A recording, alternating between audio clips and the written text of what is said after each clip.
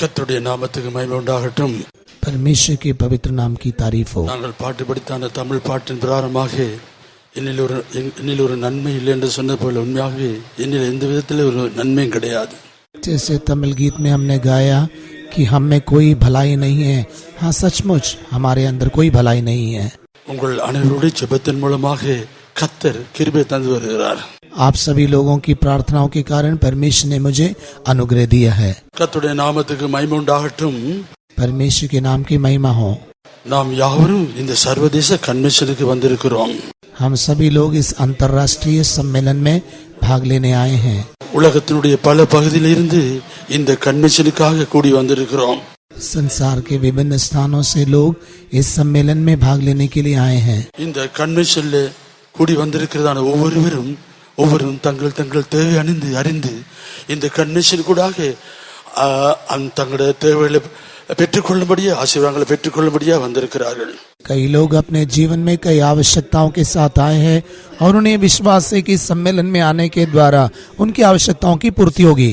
சிலருக்கு ஆவிக்குரிய பிரகாரமாக அவருடைய ஆசீர்வாதங்களை பெற்றுக்கொள்ளும்படியாகவும், சிலர் சரீர பிரகாரமாகவும் தங்களுடைய ஆசீர்வாதங்களை, இன்னும் சிலர் தங்களுடைய வியாதி பலவீனங்களில் இருந்து ஒரு விடுதலை பெற்றுக்கொள்ள நம்பிக்கையோடு கூட இந்த இடத்துல வந்திருக்கிறார்கள். और कुछ लोग अपने शरीर की बीमारियों और कमजोरियों से छुटकारा प्राप्त करने की आशा या उम्मीद के साथ आए हुए हैं।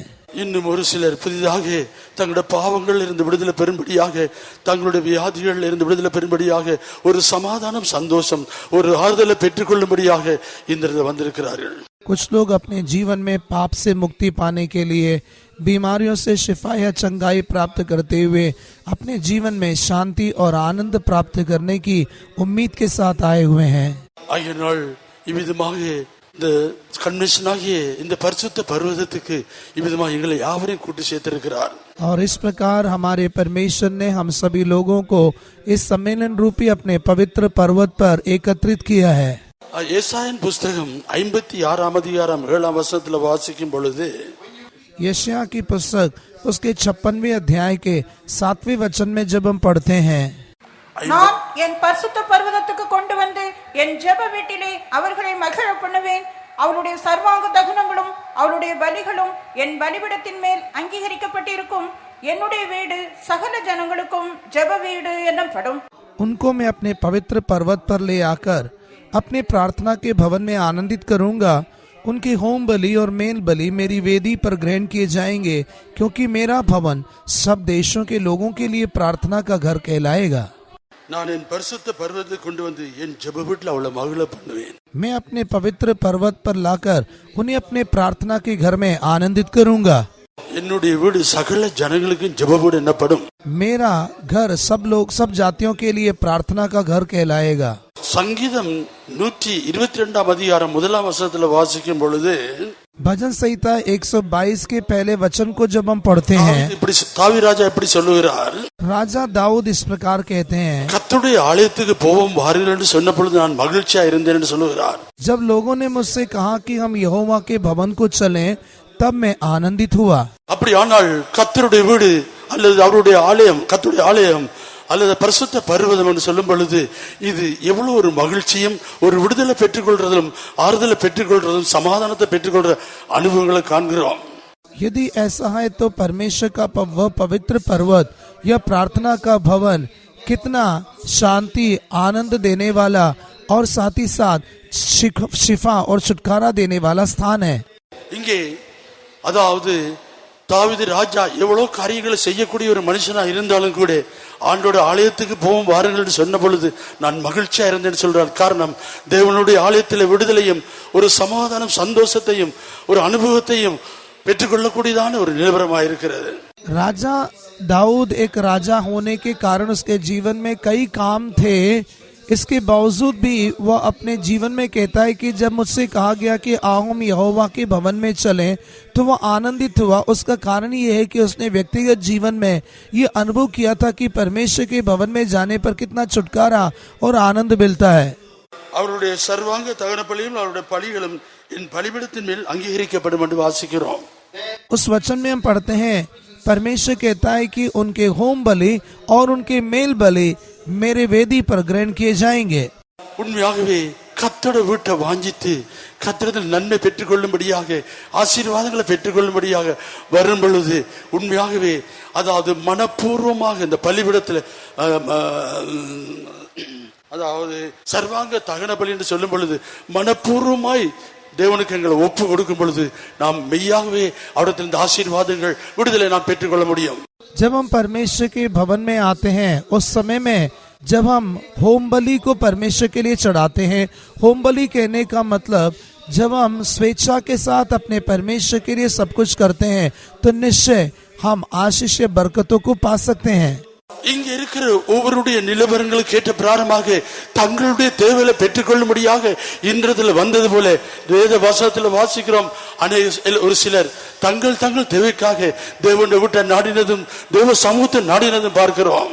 जिस प्रकार यहाँ पर बैठे हुए कई लोग अपने जीवन में कई आवश्यकताओं की पूर्ति के लिए आए हैं, उसी प्रकार पवित्र शास्त्र में भी हम ऐसे कई लोगों को देख सकते हैं जो अपनी आवश्यकताओं की पूर्ति के लिए उसके पास गए.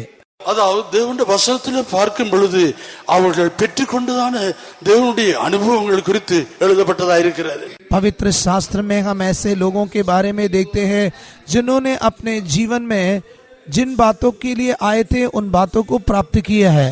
முதலாவது நாம் பார்க்கும் பொழுது யாக்கோபு குறித்து பார்க்கும் பொழுது सबसे पहले जब हम याकूब के बारे में देखते हैं, யாக்கோபு மிகவும் பயந்து அவன் அதாவது கலங்கி போயிருந்தான் என்று வாசிக்கிறோம். याकूब अपने जीवन में बहुत ही भयभीत और व्याकुल अवस्था में दिखाई दिया गया. அதாவது அவன் பயந்து வியாகுலப்பட்டவனாய் காணப்பட்டான். वो बहुत ही भयभीत और व्याकुल अवस्था में दिखाई दिया गया. அதாவது அவனுக்கு இருந்தான அந்த பிரச்சனையில யாரிடத்திலும் சொல்லி ஒரு விடுதலை பெற்றுக்கொள்ள முடியாத நிலவரமாய் இருந்தது. वो एक ऐसी अवस्था में था जब वो अपनी समस्याओं को किसी के साथ बांट नहीं सकता था. ஆகினால் அவன் தேவ சமூகத்தை நாடுகிறான். इसलिए वह परमेश्वर की उपस्थिति या उसकी हजूरी को ढूंढता है. யாக்கோபு கர்த்தர் ஆசீர்வதித்தார். परमेश्वर ने याकूब को आशीष दिया या बरकत दिया. அந்த ஆசீர்வாதத்தின் மூலமாக யாக்கோபுல ஒரு பெரிய நம்பிக்கை இருந்தது.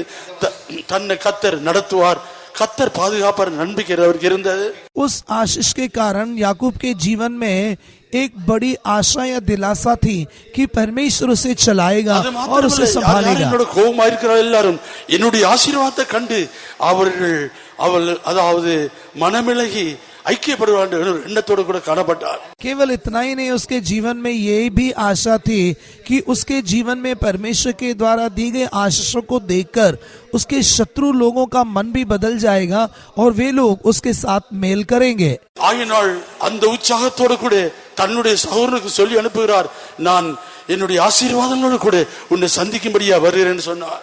इसलिए उस प्रकार की एक आशा और उम्मीद के साथ वह अपने भाई एसाव के पास ये संदेश भेजता है कि वह उससे मिलने के लिए भेंट के साथ आ रहा है. ஆனால் அந்த சகோதரன் சொல்லி அனுப்பினார், நான் உனக்கு விரோதமாக 400 பேரோடு கூட உனக்கு எதிராக வருகிறேன்னு சொன்னார். पर उसके भाई ने यह संदेश भेजा कि मैं 400 लोगों के साथ उससे मिलने आ रहा हूँ. இந்த வார்த்தை கேட்டு யாக்கோபு பயந்து வியாகுலப்பட்டு கலங்கி தன்னுடைய எல்லா ஆசீர்வாதங்களையும் பங்கிட்டு அதை முன்னுக்கு அனுப்பி தப்பிக்கொள்ளலாம் எண்ணிக்கொண்டிருந்தார். जब याकूब ने अपने बड़े भाई एसाव के संदेश को सुना तो उसने ये सोचा कि वह जो आशीष उसने प्राप्त किया है उन्हें अपने आगे भेजकर वो बच निकलेगा. என்றாலும் மனதில் எடுத்த தீர்மானத்தின்படி எந்த காரியம் நிறைவேற்ற முடியவில்லை. இன்னுமாக அந்த கலக்கமும் அந்த வியாகுலமும் அவர் வேதனைப்படுத்தி கொண்டிருந்தது. पर उसने अपने मन में जो निर्णय लिया था वो निर्णय को वो पूरा नहीं कर सका, क्योंकि अभी भी उसके मन में वो डर और व्याकुलता उसे सता रहे थे. கடைசியாக ஒரு தீர்மானம் எடுத்தார், நான் எல்லாவற்றையும் அப்புறப்படுத்தி தேவ சமூகத்திலிருந்து போராட போகிறேன். अंत में उसने ये निर्णय लिया कि वह सभी बातों को उस नदी के उस पार भेजकर वह परमेश्वर के सम्मुख बाट जोहेगा. இந்த போராட்டத்தை என்னால ஜெயிக்க முடியாது. मैं व्यक्तिगत तौर पर इस समस्या पर जय नहीं पा सकूंगा. ஆகினால் தேவ சமூகத்திலிருந்து நான் போராட போகிறேன். इसलिए अब मैं परमेश्वर के सम्मुख मल्लयुद्ध करूंगा. ஆதியாகமம் 32 அதிகாரம் 26 வசனத்துல வாசிக்கும் பொழுது भजन उत्पत्ति की पुस्तक 32वें अध्याय के 27वें वचन में, तब उसने कहा मुझे जाने दे क्योंकि भोर हुआ जाता है. याकूब ने कहा जब तक तू मुझे आशीर्वाद ना दे तब तक मैं तुझे जाने ना दूंगा. 26वां वचन. நீர் என்னை ஆசீர்வதித்தால் ஒழிய நான் உம்மை விட மாட்டேன். तू मुझे आशीर्वाद ना दे तब तक मैं तुझे जाने ना दूंगा। என்ன ஆசீர்வாதம் தேவையா இருக்கிறது? वो कौन सी आशीष थी? இந்த சகோதரனோட சமாதானமாக வேண்டும். मुझे अपने भाई के साथ एक मेल मिलाप होना चाहिए, அவன் எனக்கு எதிராக யுத்தம் பண்ணும்படியா வருகிறான். क्योंकि मेरा भाई मेरे विरोध में लड़ाई लड़ने आ रहा है। ஆயினா நான் சரீரப்பிரகாரம் நான் யுத்தம் பண்ணுகிறது அல்ல. इसलिए शारीरिक तौर पर युद्ध लड़ना नहीं है, நான் இது சமாதானமாக ஜெயிக்க வேண்டும். मैं शांति के साथ इस पर जय पाना चाहिए। கர்த்தருடைய நாமத்துக்கு மகிமை உண்டாகட்டும். परमेश्वर के नाम की महिमा हो। நீர் என்னை ஆசீர்வதித்தால் ஒழிய உம்மை விட மாட்டேன். तू मुझे आशीर्वाद ना दे तब तक मैं तुझे जाने ना दूंगा। அவனுடைய ஆசீர்வாதத்தை பெற்றுக்கொள்ளும்படியாக ஆண்டவர் நோக்கி அவனை கேட்கிறார், உன்னுடைய பெயர் என்னன்னு கேட்கிறார். उस आशीर्वाद को देने के पहले उससे प्रश्न पूछा जा रहा है कि तेरा नाम क्या है? தேவனுக்கு அவனுடைய பெயர் தெரியாதா? क्या परमेश्वर उसका नाम नहीं जानता था? தேவனுக்கு அவனுடைய பெயர் தெரியும். परमेश्वर उसका नाम जानता था। அவனுடைய உள்ளத்துல இருந்து வரவன் மனஸ்தாபம் பட வேண்டும். परमेश्वर चाहता था कि याकूब अपने हृदय की गहराई से पश्चाताप करे। என்னுடைய பேர் ஒரு எத்தனாக இருக்கு, நான் எத்தனாக இருக்கிறேன். वो कहता है कि मेरा नाम याकूब है, इसका मतलब है मैं धोखेबाज हूँ। யாக்கோப் என்று சொன்னால் அது எத்தனா இருக்கிறார். याकूब शब्द का अर्थ है धोखेबाज। இந்த சுபாவம் என்னை விட்டு நீங்கப்பட வேண்டும். इसलिए सबसे पहले ये स्वभाव मेरे जीवन से दूर होना चाहिए। கர்த்தருடைய நாமத்துக்கு மகிமை உண்டாகட்டும். परमेश्वर के नाम की महिमा हो।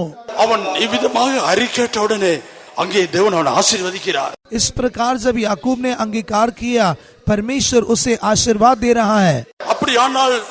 அப்படியானால் தேவனுடைய பரிசுத்த பர்வதத்தை கொண்டு வந்து தேவனுடைய ஜெப வீட்டில் அவர் மகிழ பண்ணுகிற தேவனாயிருக்கிறார். यदि ऐसा है तो वो परमेश्वर अपने पवित्र पर्वत पर लाकर जरूर हमें आनंदित करेगा। இப்பொழுது சகோதரருடைய சமாதானமாக ஒரு கட்டி சமாதானப்பட்டு கொண்டார்கள். अभी हम देखते हैं कि याकूब और एसाव दोनों भाई आपस में मेल कर रहे हैं। இங்க இருக்கிறதான யாருக்காயிலும் இப்படியாக யாக்கோபு போல அவருடைய குடும்பத்தில் பிரச்சனையோ அல்லது உங்களுடைய ஜனங்களுக்கு பிரச்சனையோ அல்லது உங்களை சுற்றிலும் இருக்கிறதான எது பிரச்சனையா இருக்குமா இருந்தால் இப்படி பயந்து நீங்கள் கலங்கி போய் வியாகுலப்படுகிறதா இருந்தால் யாக்கோபை நினைவு கூறுங்கள். यदि यहाँ पर ऐसे कोई है जो अपने जीवन में याकूब के समान अपने परिवार में, अपने अड़ोस पड़ोस के लोगों में या समाज में यदि कोई समस्या है तो याकूब के समान अपने जीवन में पश्चाताप करना है। அவன் எல்லாவற்றையும் அப்புறப்படுத்தி அந்த பரிசுத்த பர்வத்தை நோக்கி போய் அங்கே முழங்கால் பட்டு ஜெபம் பண்ணுகிறான். याकूब अपने जीवन में अपने परिवारजनों को और अपने वस्तुओं को नदी के उस पार बेचकर परमेश्वर के पवित्र पर्वत पर घुटने टेककर प्रार्थना कर रहा है। அப்படியானால் உங்களுக்கு இவ்விதமான பிரச்சனை இருக்குமா இருந்தால் இந்த ராத்திரியே நீங்கள் இவ்விதமாய் உங்களை ஆராய்ந்து அந்த சமத்தை சரிபடுத்தி நீ ஜெபிக்கும் பொழுது கர்த்தர் உங்களுக்கு கிரியை செய்ய போகிறார். यदि आप यहाँ पर अपने जीवन में ऐसी कोई समस्या के साथ आए हैं तो आप यदि अपने जीवन को सही करते हुए प्रार्थना करेंगे तो परमेश्वर आपके समस्या का समाधान करेगा। நீங்கள் இருக்கிற பரிசுத்த பர்வதமாய் இருக்கிறது, क्योंकि आप जहाँ पर बैठे हुए हैं वो परमेश्वर का पवित्र पर्वत है। இங்கிருந்து ஜெப சத்தத்தை கர்த்தர் கேட்கிறவராய் இருக்கிறார். यहाँ से जब आप प्रार्थना करेंगे परमेश्वर आपकी दुहाई सुनेगा। இந்த ராத்திரி யார் யார் உங்களுக்கு சத்துருக்களா இருக்கிறார்களோ, யார் யார் உங்களுக்கு விரோதமா இருக்கிறாரோ, இந்த ராத்திரி உங்களை தாழ்த்தி அந்த சமூகத்தில் ஜெபங்கள் விடுதலை பெற்றவர்களாய் கர்த்தர் மாற்றுகிறார். आज रात आपके जीवन के शत्रु कोई भी क्यों ना हो, आपकी समस्याएं कुछ भी क्यों ना हो, यदि आप अपने आप को दीन करके प्रार्थना करेंगे परमेश्वर आपको छुटकारा देगा। என் பரிசுத்த பர்வதத்தை கொண்டு வந்து என் ஜெப வீட்டில் மகிழ பண்ணுவேன்னு சொல்லுகிறார். मैं उन्हें अपने पवित्र पर्वत पर लाकर अपने प्रार्थना के भवन में उन्हें आनंदित करूंगा, ऐसा परमेश्वर कहता है। மனப்பூர்வமா அந்த பலியை ஒப்பு கொடுப்பீங்களா? உங்களை கர்த்தருக்கு மனப்பூர்வமா ஒப்பு கொடுத்து இவ்விதமாய் தாழ்த்தி ஜெபம்னால் இன்றைக்கு ராத்திரியே அந்த விடுதலை பெற்றுக்கொள்ள போகிறீர்கள். यदि आप स्वेच्छा पूर्वक अपने आप को दीन करते हुए परमेश्वर के लिए अपने आप को एक भेंट के तौर पर समर्पित करेंगे तो जरूर आज रात परमेश्वर आपके जीवन में एक छुटकारे का काम करेगा और आशीष देगा। आमीन। நம்முடைய தேவனாகிய கர்த்தர் மாறாத தேவன், हमारा परमेश्वर ना बदलने वाला परमेश्वर है। சொன்னது நிறைவேற்றுகிற தேவனாய் இருக்கிறார்। वह जो कुछ कहता है उसे वह निश्चय पूरा करता है। உங்களுடைய வறட்சியான நிலவரத்தை செழிப்பாக மாற்ற விரும்புகிறார்। वह आपके निर्जल अनुभवों को वो हरा भरा बनाना चाहता है। உங்களுடைய துக்கமான நிலவரத்தை உங்களுக்கு இருக்கிற பயத்தின் ஆவியை நீக்கும்படியாக தேவன் வல்லமையுள்ளவராய் இருக்கிறார். वो आपके जीवन में विलाप रूपी और भय रूपी अनुभवों को आनंद में बदल सकता है। கர்த்தருடைய நாமத்துக்கு மகிமை உண்டாகட்டும். परमेश्वर के नाम की महिमा हो। அடுத்தபடியாக பார்க்கும் பொழுது अगला हम देखते हैं அன்னாள் மனக்லேசம் உள்ளதான ஒரு ஸ்திரியா இருந்தாள்.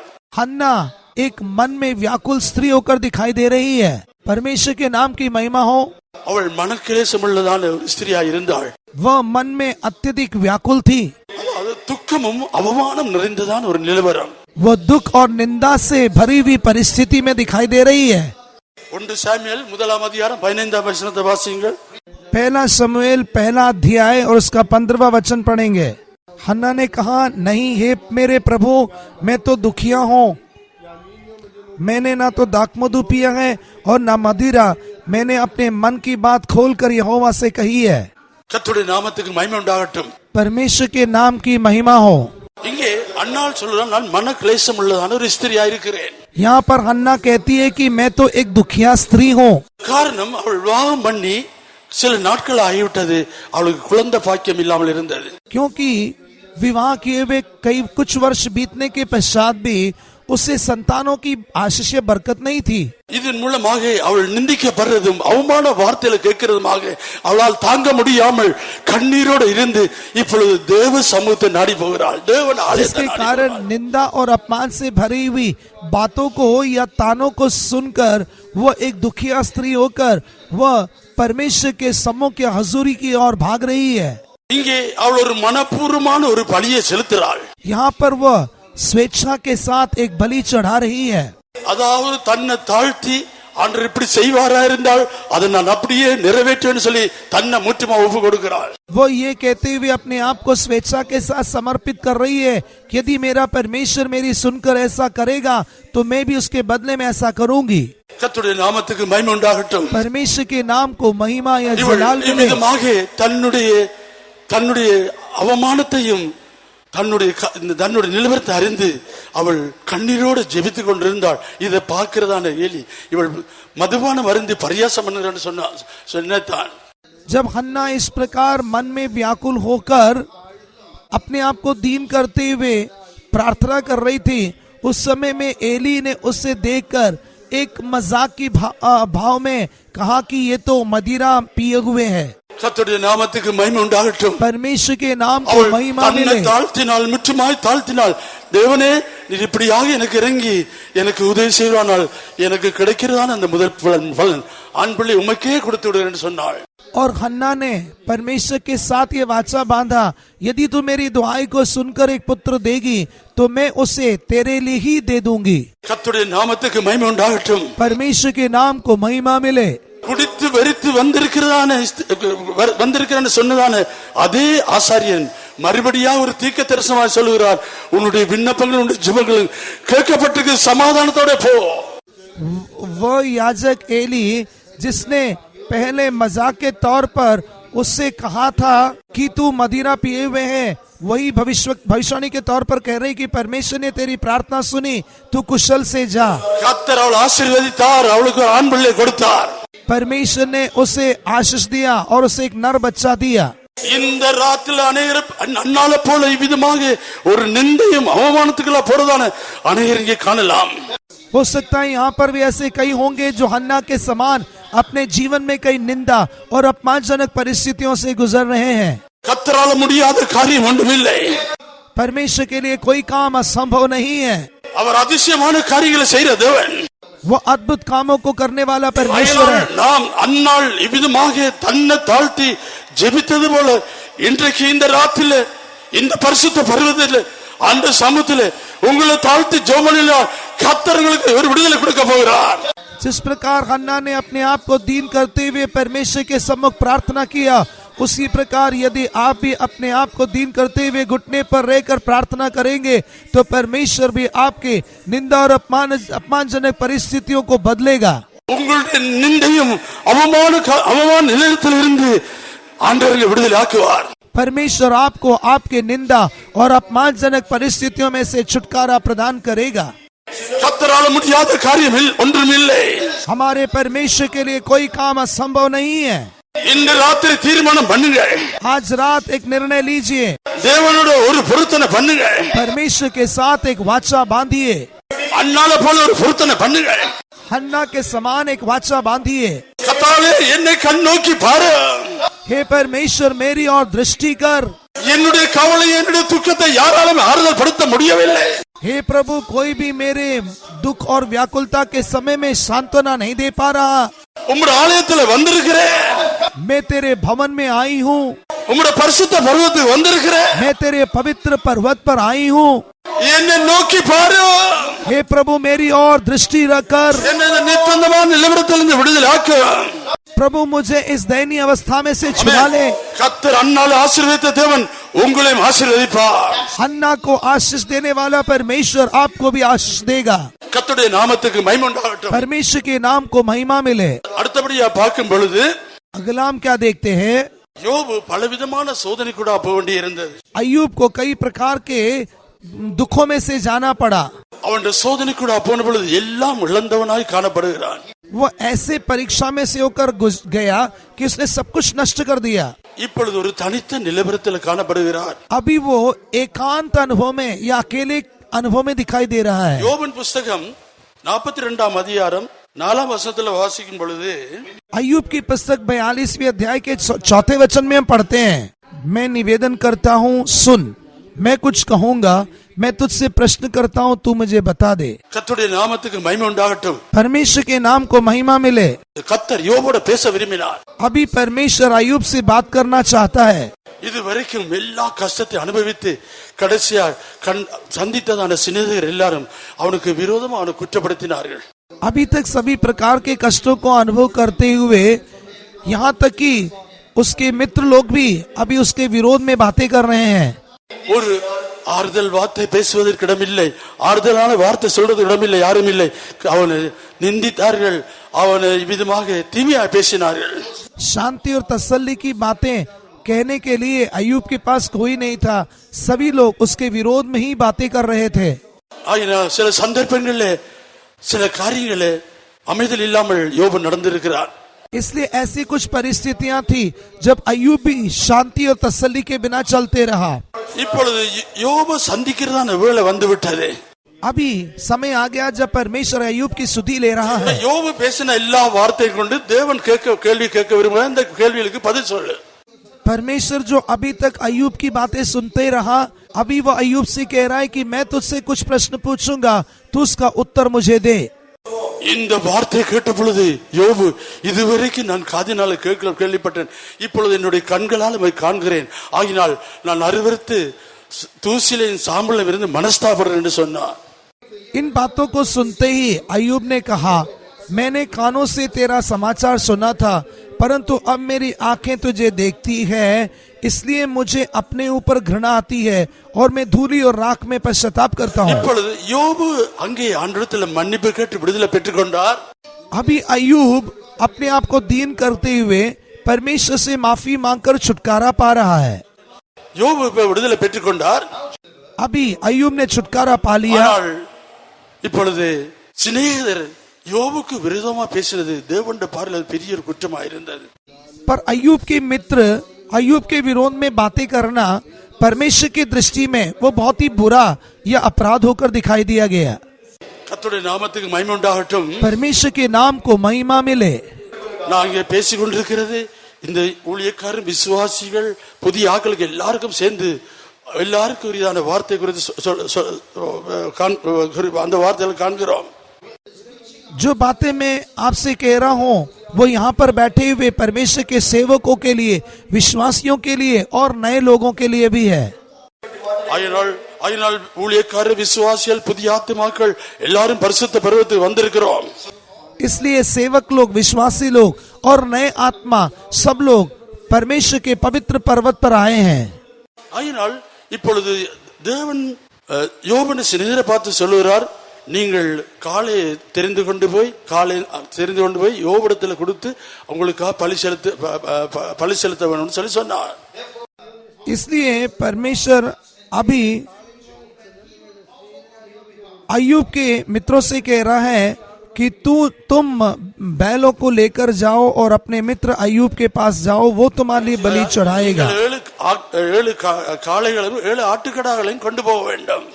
इसलिए अब तुम 7 बैल और 7 மனப்பூர்வமாக मेढ़े ले மன்னிப்பு जाओ। கேட்கிறதான ஒரு நிலவரத்தை காண்பிக்கிறது. यहाँ पर स्वेच्छा के साथ माफी मांगने के एक अनुभव को दर्शाया गया है। இப்பொழுது யோபிடத்துல அந்த பலியை செலுத்தும்படியா யோபிடத்துல வந்திருக்கிறார்கள். अभी अय्यूब के मित्र लोग बलि चढ़ाने के लिए अय्यूब के पास आए हुए हैं। இப்பொழுது யோபு அந்த பலியை அந்த பலிக்குரிய காரியங்களை வாங்கி யோபு செலுத்த வேண்டும். अभी अय्यूब के मित्रों के द्वारा लाए गए उन बलि वस्तुओं को अय्यूब लेकर उनके निमित्त वो बलि चढ़ाना चाहिए। பாருங்கள், இவ்வளவெல்லாம் யோபோட பேசி எதிர்த்து நின்று அந்த வியாதி நேரத்தில் ஒரு ஆறுதலான வார்த்தை பேசாமல் இப்படியெல்லாம் நிந்தித்து இப்பொழுது யோபோடத்துல வந்து இந்த பலியை செலுத்துங்கன்னு சொல்லி கேட்கும் பொழுது யோபுக்கு செய்ய முடியுமா? अय्यूब के मित्र अभी तक अय्यूब के विरोध में इन सभी बातों को करने के बाद और उनके विरोध की बातों को सुनने के बाद क्या अय्यूब अपने मित्रों के लिए ऐसी बलि चढ़ा सकेगा? யோபு என்ன செய்றார்? अय्यूब ने क्या किया? அவர் ஆண்டவர் நேரா தேவன் பார்த்து கொண்டிருக்கிறார். अभी परमेश्वर ध्यान से देख रहा है। வாசிகள் 42ஆம் அதிகாரம் 9ஆம் வசனத்தை வாசிங்கள். अय्यूब 42वें अध्याय का 9वां वचन पढ़िए। यह सुन तेमानी, एलीपज, शूही, बिदलद और नामाती सोपर ने जाकर यहोवा की आज्ञा के अनुसार किया और यहोवा ने अय्यूब की प्रार्थना ग्रहण की। கர்த்தருடைய நாமத்துக்கு மகிமை உண்டாகட்டும். परमेश्वर के नाम को महिमा मिले। இந்த பலியை யோபு செலுத்தினாலும் தேவன் அங்கே கவனித்துக் கொண்டே இருக்கிறார். अभी परमेश्वर अय्यूब अपने मित्रों के लिए बलि चढ़ाते हुए देख रहा है। இந்த 3 பேரையும் உண்மையாகவே மன்னிக்கிறதா இருந்து ஆண்டவர் பார்த்து கொண்டே இருக்கிறார். और परमेश्वर अभी अय्यूब को अपने 3 मित्रों को क्षमा करते हुए देख रहा है। இன்றைக்கு சில நேரத்தில் யாருக்காவது ஒருவருக்கு சமாதானம் இல்லா இருக்கும் பொழுது அவளை சமாதானப்படுத்தும் பொழுது அது ஒரு சில நேரம் கஷ்டமாயிருக்கும். कभी कभी 2 समूह जिनके बीच में कोई मेल मिलाप नहीं होता है, उन्हें मेल मिलाप में लेकर आना एक कठिन अनुभव होता है। காரணம் அவருடைய மனதில் இருக்கிறதான அந்த வைராக்கியங்களை விட்டு விடுறது விருப்பம் இல்லை. क्योंकि उनके मन के अंदर जो कड़वाहट है या ईर्ष्या है उसे छोड़ना आसान नहीं होता है। இரண்டாவது மன்னிப்பு கேட்கிறது ஒரு தாழ்மையை காண்பிக்கிறது. दूसरा, माफी मांगना या क्षमा मांगना अपने आप को दीन करने के एक अनुभव को दर्शाता है। ஆயினால் தாழ்த்த விருப்பம் இல்லை. इसलिए अपने आप को दीन करने की इच्छा नहीं என்ன है। செய்ய சொன்னதுக்காக மன்னிக்கிறேன்னு சொல்லுவார்கள். इसलिए जब कहा जाता है तो केवल नाम के वास्ते वे लोग माफी मांगते हैं, ஆனால் உள்ளத்தில் அந்த கசப்பு இருக்கவே தான் செய்யும். पर हृदय के अंदर अभी भी वो कड़वाहट या ईर्ष्या बनी हुई है। ஆனால் வெளிப்பிரகாரமாக இங்கே ஊழியக்காரத்திலே அல்ல யாரும் வாக்கும் பொழுது அவள் மன்னித்தது போல நடத்திக் கொள்கிறார்கள். ஆனாலும் உண்மையான ஒரு மன்னிப்பு இல்லாத நிலவரம். सेवकों के जीवन में, अन्य लोगों के जीवन में देखने पर बाहरी तौर पर ऐसा लगता है कि उन्होंने क्षमा किया है, माफ किया है। ஒருத்தர் பேசிக்கொள்ள மாட்டார்கள். वे एक दूसरे से बातें नहीं करेंगे। இப்படி வித்தியாசமான நிலவரத்தில் இருப்பார்கள். वे लोग एक दूसरे से भेदभाव के अनुभव में दिखाई देंगे। ஆனால் இங்கே யோபு கர்த்தர் கவனித்து பார்த்து கொண்டே இருக்கிறார். पर यहाँ पर परमेश्वर अय्यूब को ध्यान से देख रहा है।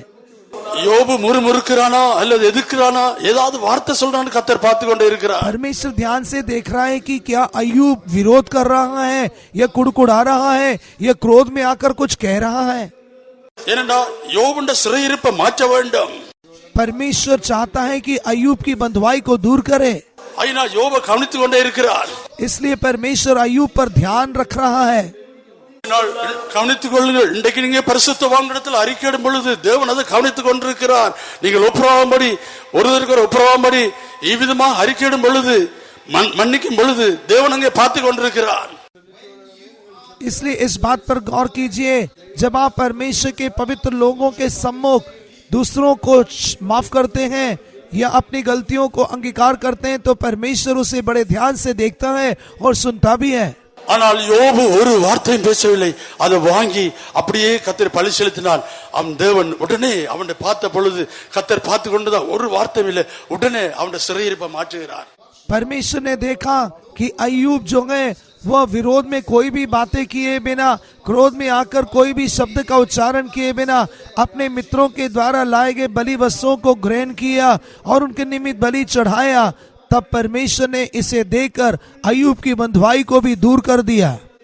கர்த்தருடைய நாமத்துக்கு மகிமை உண்டாகட்டும். நீங்களும் உங்களுடைய ஜீவிதத்தில் இப்படியாக உங்களுடைய ஜீவிதத்தில் ஆசீர்வதிக்கப்பட்ட ஒரு காலத்தில் இருந்து இப்பொழுது ஒரு இழப்பை சந்தித்திருந்தால் அல்லது நஷ்டம் அடைந்திருந்தால் அல்லது உங்களுடைய சரீரத்தில் வியாதிகள் ஏதாவது தாக்கி பலவீனப்பட்டிருந்தால் யோபை கவனித்துக் கொள்ளுங்கள்.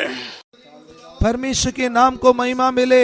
यदि आपके जीवन में भी यदि आपने कुछ नष्ट किया है या आपके शरीर में किसी भी प्रकार की कोई बीमारी और कमजोरी दिखाई देती है तो अय्यूब को स्मरण करो। யோபு விதமாக உண்மையாகவே அந்த பழியை வாங்கி செலுத்த நிமித்தமாக அந்த சிறையிருப்பை மாற்றிவிட்டார். अय्यूब अपने मित्रों के हाथों से बलि वस्तु को लेकर उनके लिए बलि चढ़ाने के कारण परमेश्वर ने उसकी बंधुआई से उसे मुक्त कर दिया। ஒரு சிலர் சரியாக மன்னிப்பை பெற்றுக்கொள்ள நிமித்தமாக தொடர்ந்து அவருடைய வியாதி அவளை விட்டு போகாமல், தொடர்ந்து அவருடைய சாபங்கள் அவளை விட்டு போகாமல், தொடர்ந்து அவருடைய ஆசீர்வாதம் இல்லாமல் காணப்படுகிறாள். ஆனால் யோபு எல்லாம் இழந்திருந்தாலும் கூட கர்த்தர் அவன் சொன்னபடி கர்த்தர் பார்வையில் உண்மையாக காணப்பட்ட பொழுது கர்த்தர் திருப்பி இரட்டிப்பாக ஆசீர்வதித்தார். मनुष्य अपने जीवन में सही प्रकार की माफी या क्षमा प्राप्त न करने के कारण उसके जीवन की बीमारियां उससे दूर नहीं होती हैं, श्राप उससे दूर नहीं होते हैं। पर अय्यूब को देखिए, अय्यूब ने जब अपने मित्रों के लिए बलि चढ़ाया, परमेश्वर तुरंत उससे प्रसन्न होकर उसको आशीषिया बरकत दे रहा है। ஆம் பிரியமானவர்களே, இந்த ராத்திரி உங்களுடைய இருதயம் கடினப்பட்ட நிலவரத்தில் இருக்குமா இருந்தால் நீங்கள் பரிசுத்த பருவத்தில் இருக்கிறீர்கள். ஆண்டவரிடத்தில் கேளுங்கள், என்னுடைய கடினமான இருதயத்தை மாற்றி எனக்கு ஒரு சதையான இருதயத்தை தாரும் என்று கேளுங்கள்.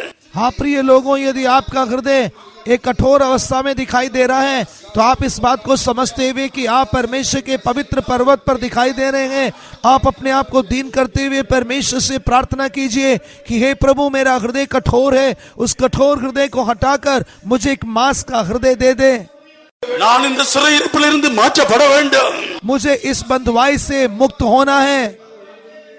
இந்த வியாதியின் அடிமைத்தனத்திலிருந்து விடுதலையாக்கப்பட வேண்டும். मुझे इस बीमारी के बंधुआई से मुक्त होना है। அதனால் என்ன நடந்து போயிருக்கோ அது எல்லாவற்றையும் இந்த ராத்திரில உங்களுடைய இதயத்தை தாழ்த்தி ஆண்டவருக்கு ஒப்பு கொடுக்கும் பொழுது கர்த்தர் இரட்டிப்பாக தரப்போகிறார். जब आप अपने आप को दीन करते हुए आज रात परमेश्वर से प्रार्थना करेंगे तो आपने अतीत में या भूतकाल में जो कुछ नष्ट किया है, परमेश्वर उन सभी बातों को आपके जीवन में लौटाकर देगा और दुगना देगा। யோபின் புத்தகம் 42ஆம் அதிகாரம் 10ஆம் வசனத்தை வாசியுங்கள். अय्यूब की पुस्तक उसका 42वां अध्याय 10वां वचन पढ़िए। तब अय्यूब ने अपने मित्रों के लिए प्रार्थना की, तब यहोवा ने उसका सारा दुख दूर किया और जितना अय्यूब का पहले था उसका दुगना यहोवा ने उसे दे दिया। இங்கே ரெண்டு தனியாக கர்த்தர் கொடுத்தருளினார். यहाँ पर परमेश्वर अय्यूब को दुगना वापस दे रहा है। ஒரு சகோதரன் இருந்தார். அவருடைய வேலை செய்கிற ஸ்தலத்திலே அவர் இவ்விதமாக சில பொருட்களை களவாடி அதை கொடுக்க முடியாமல் இருந்தார், அதை கொடுக்காம இருந்தார். एक काम की जगह पर एक ऐसा व्यक्ति था जिसने कुछ वस्तुओं की चोरी कर ली और उस वस्तु को वापस लौटाने की अवस्था में वो दिखाई नहीं दिया। ஆகையால் இவர் இவ்விதமாக பரிசுத்த ஆவிக்காக ஜெபித்துக் கொண்டிருந்தார். பரிசுத்த பெற விரும்பினார், ஆனால் பெற்றுக்கொள்ள முடியவில்லை. और उसके पश्चात उसने उद्धार पाया और पवित्र आत्मा का अभिषेक प्राप्त करने के आग्रह के साथ उसके लिए बाट जोता रहा। அவர் இப்படி எத்தனையோ வருஷ காலமாக நிறுத்தி ஜெபித்து வந்தார். ஒரு நாளும் அந்த பரிசுத்தா பெற்றுக்கொள்ள முடியவில்லை. कई वर्षों तक पवित्र आत्मा के लिए बाट जोकर प्रार्थना करने के बावजूद भी वो उस पवित्र आत्मा को प्राप्त ना कर सका। அன்றைக்கு ஜெபம் பண்ணார், ஆண்டவரே எனக்கு என்ன இந்த பரிசுத்தா பெறுறது எனக்கு என்ன குறை இருக்கு, அது எனக்கு காண்பியும் என்று சொல்லி அவர் ஜெபித்த பொழுது அன்றைக்கு ராத்திரி தேவன் அவருக்கு காண்பித்தார். और एक दिन परमेश्वर को देखकर उसने कहा, हे परमेश्वर, पवित्र आत्मा का अभिषेक प्राप्त करने के में रुकावट के तौर पर जो भी बात मेरे जीवन में है वो बात तू मुझे दिखा दे। அவர் அந்த பொருள் எடுத்த பொருளை கொண்டு திருப்பி கொடுத்த உடனே அவர் கர்த்தர் அவர் ஆசீர்வதித்தார். और परमेश्वर के कहे अनुसार जब चोरी की हुई वस्तु को उसने वापस लौटा दिया तब परमेश्वर ने उसे अभिषेक किया। பரிசுத்த ஆவியால் நிரப்பினார். परमेश्वर ने उसे पवित्र आत्मा से அந்த भर दिया। அந்த சிறிய பொருள் அவரை பரிசுத்த பெறாதபடிக்கு ஒரு சிறை கைதியாக நடத்தி கொண்டிருந்தது। उसके द्वारा चोरी की गई एक छोटी सी वस्तु पवित्र आत्मा का अभिषेक ना पाने की अवस्था में उसे बंधुआई में रखे हुए था। இன்னொருத்தர் அவ்விதமாக தன்னுடைய பொருட்களை இவ்விதமாக எடுத்தது நிமித்தமாக அவருடைய வேலையில் நீக்கப்பட்டு ஆனால் அநேக நாட்களாக வேலையில்லாம இருந்தார்। एक और एक ऐसा व्यक्ति था जो अपने काम की जगह में से किसी वस्तु की चोरी करने के कारण पकड़ा गया और उसे नौकरी से निकाल दिया और कई वर्ष नौकरी के बिना அவர் रहा। ரட்சிக்கப்பட்ட பிற்பாடு இந்த பொருட்களை கொண்டே கொடுத்த பிற்பாடு அவர் உண்மையாகவே தன்னை குற்றத்தை ஒத்துக்கொண்டு தன்னை இவ்வித நிலவரத்தை உணர்ந்து சொன்ன பொழுது அவர் ரெட்டிப்பாய் அவருடைய உத்தியோகத்தில் செய்த நாட்கள்ல இருந்து நிப்பாட்டின நாட்கள்ல இருந்து அவர் கிடைக்க வேண்டிய பணம் எல்லாம் கிடைக்க உதவி செய்தார்। पर जब उद्धार पाने के पश्चात उसने अपनी गलती का एहसास किया और ली हुई वस्तु को जब पश्चाताप के साथ वापस लौटाया, तब जिस जगह पर वो काम करता था उस जगह पर उसे काम दोबारा दिया गया और जितने वर्ष तक उसकी तनख्वाह नहीं आई थी उतने वर्षों की तनख्वाह भी उसे दी गई। மனப்பூர்வமா மன்னிக்கிறதுக்கு தன்னை ஒப்பு கொடுத்த நிமித்தமாக விடுதலையாக்கப்படுறது ஒப்பு கொடுத்த நிமித்தமாக தீர்மானித்த நிமித்தமாக அவர் விடுதலை பெற்றார்। அடுத்தவர் ரெட்டிப்பான ஆசீர்வாதத்தை பெற்றுக்கொண்டார்। स्वेच्छा पूर्वक पश्चाताप करते हुए जो वस्तु उसने चोरी किया था उन्हें वापस देने का निर्णय किया तो परमेश्वर ने उसे क्षमा किया, उतना ही नहीं उसे दोगुना आशीष दिया। ஆம், இந்த ராத்திரில் அப்படிப்பட்ட நிலவரத்தில் யாராவது இருப்பீர்களானால் இந்த ராத்திரிலேயே ஒப்புரவாய்க் கொள்ளுங்கள்। आज रात यदि आप में से कोई ऐसी अवस्था में दिखाई दे रहे हैं तो आप मेल मिलाप कीजिए और वस्तुओं को वापस लौटा दीजिए। எங்களுடைய நம்பிக்கை கர்த்தராய் இயேசு கிறிஸ்து வரும் பொழுது அவருடைய மகிமையான வருகையில காணப்பட வேண்டும்। हमारी आशा ये होना चाहिए कि जब प्रभु यीशु मसीह आएगा तब उसके आगमन में हम भी दिखाई देना चाहिए। ஆயினால் இவ்விதமாக மன்னிப்பு பெறவில்லை இப்படியா இருக்குமா இருந்த ஒப்புரவாகவில்லை என்றால் நாம் கர்த்தருடைய வருகையில போக முடியாது। यदि हम दूसरों से मेल मिलाप करते हुए माफी प्राप्त नहीं करेंगे तो यीशु मसीह के आगमन में हम उठाए नहीं जा सकेंगे। மத்தேயு சுவிசேஷம் 18ஆம் அதிகாரம் मत्ती रचित सुसमाचार उसके 18वें अध्याय में கடைசி வசனத்தில் வாசிக்கும் பொழுது जब उसके 18वें वचन को पढ़ते हैं, मत्ती 18वां अध्याय आखिरी वचन, इसी प्रकार यदि तुम में से हर एक अपने भाई को मन से क्षमा न करेगा तो मेरा पिता जो स्वर्ग में है तुमसे भी वैसा ही करेगा। கர்த்தருடைய நாமத்துக்கு மகிமை உண்டாகட்டும்। परमेश्वर के पवित्र नाम की महिमा हो। நீங்களும் அவனவன் தன் சகோதரனுக்கு செய்த தப்பிதங்களை மனப்பூர்வமாய் மன்னியாது போனால் என் பரமபிதா உங்களுக்கு இப்படி செய்வார்। यदि तुम भी अपने भाइयों बहनों के द्वारा की गई गलतियों को मन से क्षमा ना करोगे तो मेरा पिता जो स्वर्ग में है तुमसे भी वैसा ही करेगा। இதுவரைக்கும் இவ்விதமா மன்னிக்காம இருந்தால் இந்த ராத்திரியில் கர்த்தர் கடைசி சந்தர்ப்பத்தை தர்றதா இருக்கலாம், ஒருவேளை கர்த்தர் இந்த கடைசி சந்தர்ப்பமா இருக்கலாம்। இந்த ராத்திரி தீர்மானம் பண்ணுங்கள், நான் ஒப்புரவாக போகிறேன்। நாம் மன்னிப்பு ஒப்புரவாக விட்டால் நம்முடைய பரமபிதா எங்களுக்கு மன்னிக்க மாட்டார், அப்படியானால் அவருடைய வருகையில போக முடியாது। यदि आप में से ऐसी कोई अवस्था में दिखाई दे रहे हैं कि आपने मन से किसी को क्षमा नहीं किया है तो आप परमेश्वर के द्वारा दिए गए अवसर को व्यर्थ ना कीजिए। हो सकता है कि ये परमेश्वर के द्वारा दिया गया आखिरी अवसर हो और यदि आप इस अवसर का इस्तेमाल कर कर अपने भाई बहन को क्षमा ना करोगे तो आपका स्वर्गीय पिता भी आपको क्षमा नहीं करेगा और यदि पिता क्षमा ना करेगा तो यीशु के आगमन में उठाए ना जा सकोगे। கர்த்தர் அது சீக்கிரமாய் வரப்போகிறார்। हमारा यीशु बहुत जल्द आने वाला है। நான் அவருடைய வருகைக்காகத்தான் நாம் விதமான ஆயத்தப்படுகிறவர்களா இருக்கிறோம்। हम उसके आगमन के लिए किस प्रकार तैयार हो रहे हैं। இந்த ரட்சிப்பை பெற்று இந்த பரிசுத்தாவின் வரத்தை பெற்று பரிசுத்தாபிஷேகத்தை பெற்று கர்த்தருக்குள்ளாக ஒரு பூரணமாக்கப்பட்டு அவருடைய வருகைக்கு நாம் ஆயத்தப்பட வேண்டும் நம்பிக்கையோடு கொடுத்தாம் இந்த பரிசுத்த பர்வத்தில் வந்து இருக்கிறோம்।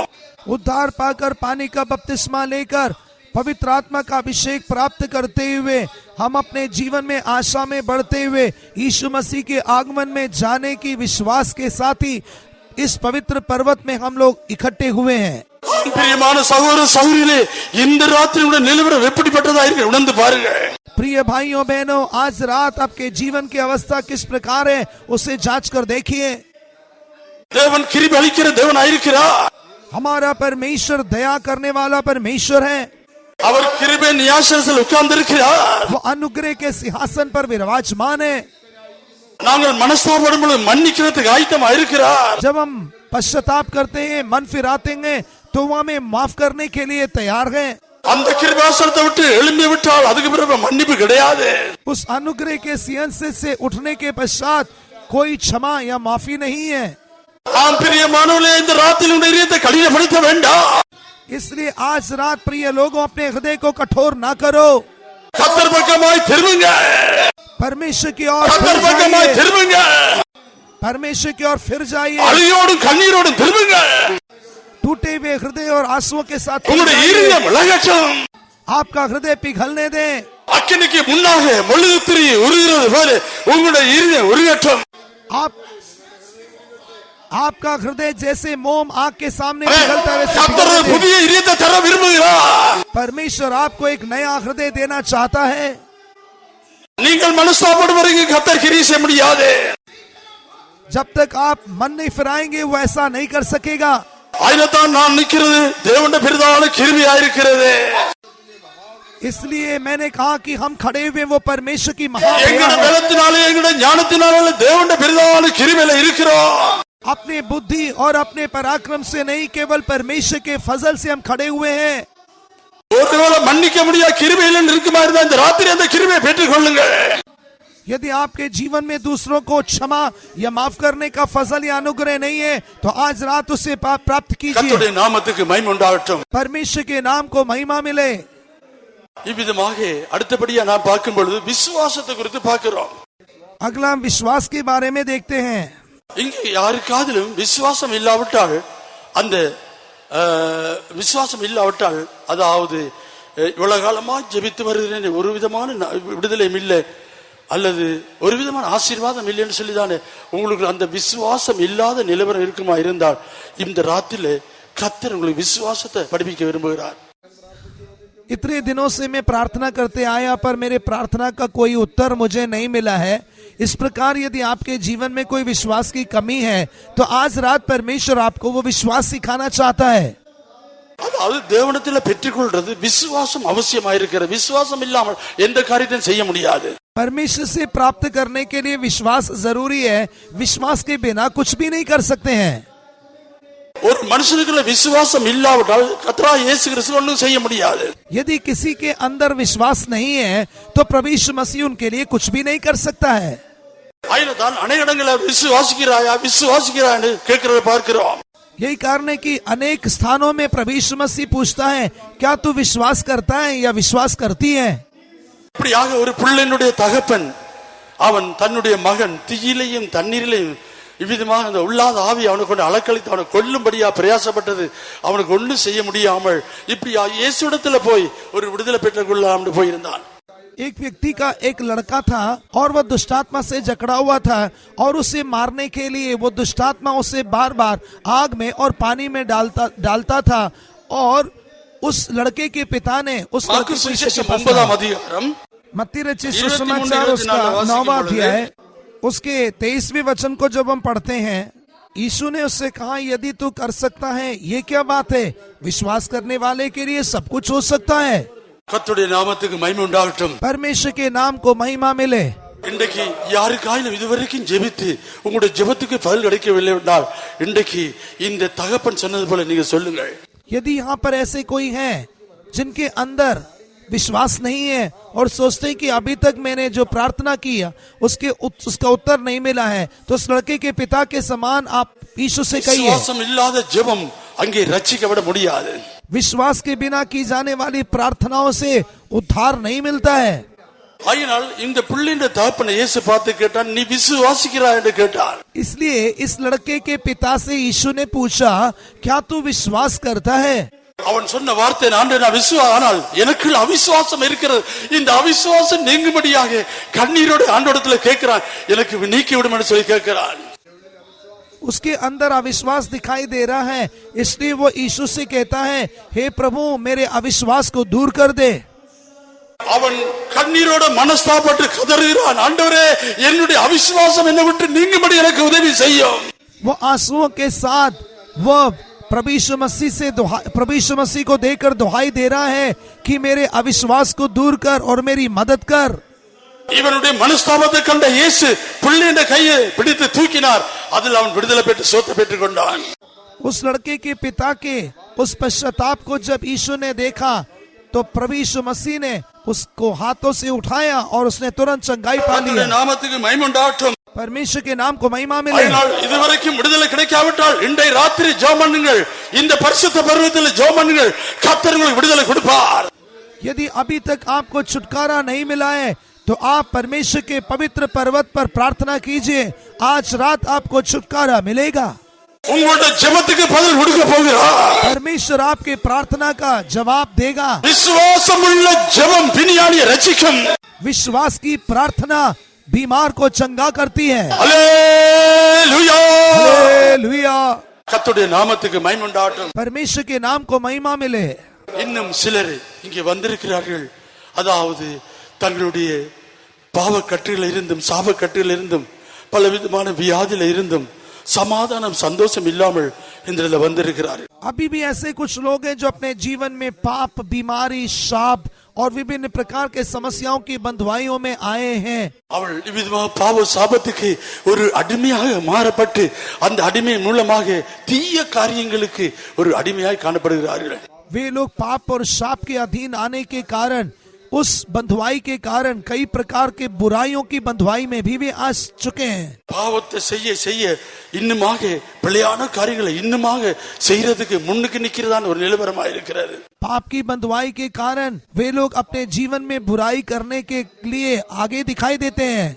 கர்த்தருடைய நாமத்துக்கு மகிமை உண்டாகட்டும். परमेश्वर के नाम को जलाल मिले।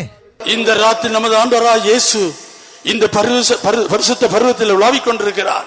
आज रात हमारा प्रभु यीशु मसीह इस पवित्र पर्वत पर मंडरा रहा है। வருத்தப்பட்டு பாரஞ்சமுள்ள நீங்கள் எல்லாரும் என்னிடத்தில் வாருங்கள். हे बोझ से दबे हुए और परिश्रम करने वाले लोगों, मेरे पास आओ। மத்தேயு சுவிசேஷம் 11ஆம் அதிகாரம் 28ஆம் வசனத்தில் வாசிக்கும் பொழுது, मत्ती 11वें अध्याय के 28वें वचन में जब हम पढ़ते हैं, வருத்தப்பட்டு பாரஞ்சமுள்ள நீங்கள் எல்லாரும் என்னிடத்தில் வாருங்கள்.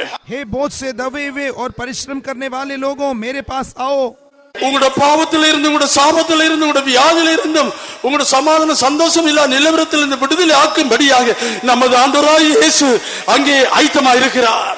आपके पाप, बीमारी, श्राप जैसे बंधुआई में से छुटकारा देने के लिए और आपको शांति और आनंद देने के लिए प्रभु यीशु मसीह बुला रहा है। இந்த ராத்திரிலே உங்களை ஆண்டவருக்கு உங்களுக்கு ஒப்பு கொடுங்க. आज रात आप अपने आप को यीशु के लिए सौंप दीजिए। நீங்கள் எப்படிப்பட்ட நிலவரத்தில் இருந்தாலும் பரவாயில்லை, இயேசு மன்னிக்கும்படியாக ஆயத்தமாக இருக்கிறார். ये कोई मायने नहीं रखता कि आप किस परिस्थिति में दिखाई दे रहे हैं, हर परिस्थिति में से छुड़ाने के लिए प्रभु यीशु मसीह सामर्थी है। உலகத்தினுடைய பாவத்தை சுமந்து தீர்க்கிறதான ஒரு தேவ ஆட்டுக்குட்டியாக இந்த உலகத்துக்கு வந்தார்.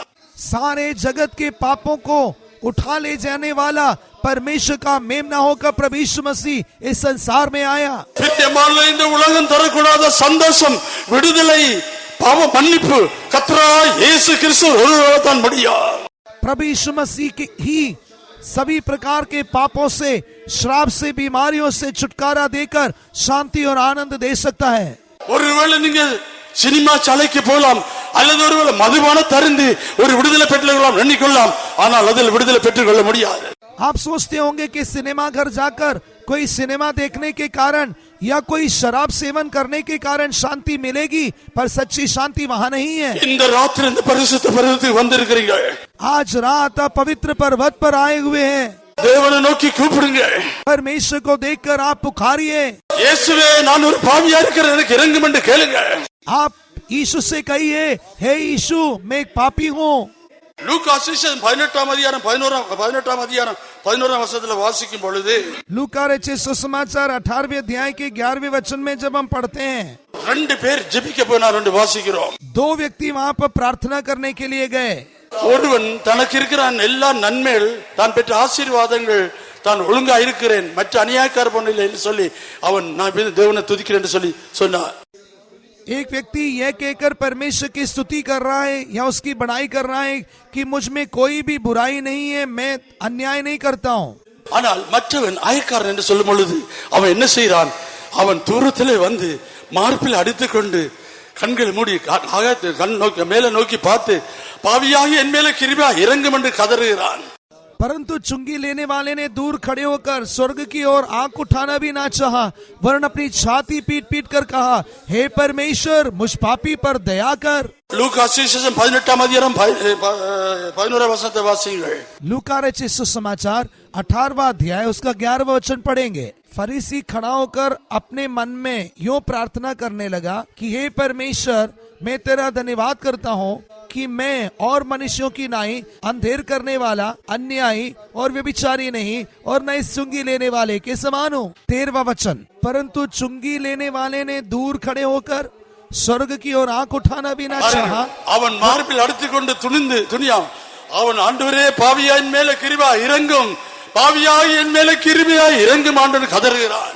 वह यीशु को देख वह स्वर्ग की ओर आंख वह कह रहा है कि मुझ पापी पर दया कर, दया कर। அவனுக்கு ஒரு விடுதலை தேவையா இருக்கிறது, அவனுக்கு ஒரு பாவ மன்னிப்பு தேவையா இருக்கிறது. ஆகினால் சுற்றி இருக்கிறான் பார்க்கவில்லை, ஆண்டவர் சமூகத்தில் கதறுகிறான். उस चुंगी लेने वाले को एक छुटकारे की आवश्यकता थी, पाप क्षमा की आवश्यकता थी, इसलिए चारों तरफ देखे बिना उसने केवल अपने आप को दीन करते हुए परमेश्वर से प्रार्थना किया कि मुझ पापी पर दया कर। பிரியமான இந்த ராத்திரி அப்படியாக விடுதலை இல்லாத நிலவரத்தில் இருக்குமாயிருந்தால், சமாதானம் இல்லாமல் இருக்குமாயிருந்தால், சந்தோஷம் இல்லாமல் இருக்குமாயிருந்தால், வியாதி அடிமையா இருக்குமாயிருந்தால், இந்த ராத்திரி உங்களுடைய பாவம் உங்களை அடிமைப்படுத்துறதா இருந்தால் இந்த ராத்திரி ஆண்டவரை நோக்கி கூப்பிடுங்க. यदि आज रात आप में से ऐसा कोई है जो पाप की बंधुआई में, श्राप की बंधुआई में, बीमारी की बंधुआई में दिखाई दे रहे हैं, शांति आनंद नहीं है, तो आज रात परमेश्वर को देखकर दुहाई दीजिए। இந்த பரிசுத்த பர்வதத்தில் உங்களுடைய சத்தத்தை கேட்க விரும்புகிறார். परमेश्वर आज रात इस पवित्र पर्वत पर आपकी आवाज सुनना चाहता है। உங்களை விடுதலையாக்கும்படியா விரும்புகிறார். वह आपको स्वतंत्र करना चाहता है। இந்த ராத்திரி ஒப்பு கொடுங்க. आज रात अपने आप को सौंप दीजिए, இயேசுக்கு ஒப்பு கொடுங்க. यीशु के लिए अपने आप को सौंप दीजिए। ஏசாயா 56ஆம் அதிகாரம் 7ஆம் வசனத்தில் வாசிக்கும் பொழுது, यशायाह 56वें अध्याय के 7वें वचन में जब हम पढ़ते हैं, நான் என் பரிசுத்த பர்வதத்தை அவளை கொண்டு வந்து उनको मैं अपने पवित्र पर्वत पर ले आकर, அறிவா கவனித்துக் கொள்ளுங்க, ध्यान दीजिए, उनको मैं अपने पवित्र पर्वत पर ले आकर अपने प्रार्थना के भवन में आनंदित करूंगा। उनकी होम बलि और मेल बलि मेरी वेदी पर ग्रहण किए जाएंगे, क्योंकि मेरा भवन सब देशों के लोगों के लिए प्रार्थना का घर कहलाएगा। நான் என் பரிசுத்த பர்வதத்தை அவளை கொண்டு வந்து என் ஜெப வீட்டுல மகிழ பண்ணுவேன். அப்படியானால் கர்த்தர் தான், தேவன் தான் உங்களை அழைத்து கொண்டு வந்திருக்கிறார். मैं अपने पवित्र पर्वत पर ले आकर अपने प्रार्थना के भवन में आनंदित करूंगा। इसका मतलब है कि परमेश्वर आपको अपने पवित्र पर्वत पर लेकर आया है। உங்களுடைய பலிகள் எல்லாத்தையும் அங்கீகரிக்க போகிறார். आपकी सारी बलि परमेश्वर के द्वारा ग्रहण की जाएंगी। உங்களுடைய கூப்பிடுதலை அங்கீகரிக்க போகிறார். परमेश्वर आपकी दुहाई को ग्रहण करने जा रहा है।